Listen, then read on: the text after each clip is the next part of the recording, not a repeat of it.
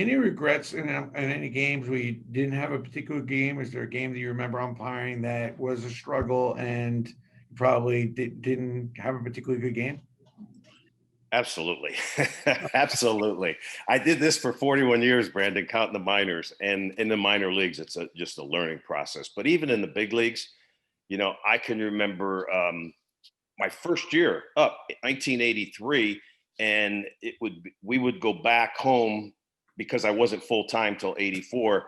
The last 2 weeks of the season, I remember working a game in Cleveland, and one of my partners at the time, I knew I didn't have that good a game. I just wasn't seeing the ball. I don't know why.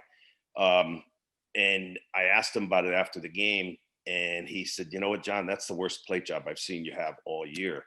And that stuck with me until the next spring training, when I could go back and do it again. And it not like it killed me all winter, but it stuck with me enough so to remember that now. It's interesting that you wonder, should you be able to, if you're not having a good game, could you be able to like tell the second base umpire, hey, why don't you do the rest of the game? I guess it keeps working. There's a lot of times I'd like to have done that, Brandon. A lot of times. There's Or no you look up starter. in the sky. Oh, you look up in the sky and say, "Dear God, if I could hide under this home plate for a while, I'd be really good." But you can't. You got to finish it out. You make adjustments, and the longer you go, the more experienced you are. You know how to make adjustments to get back to where you're adequate.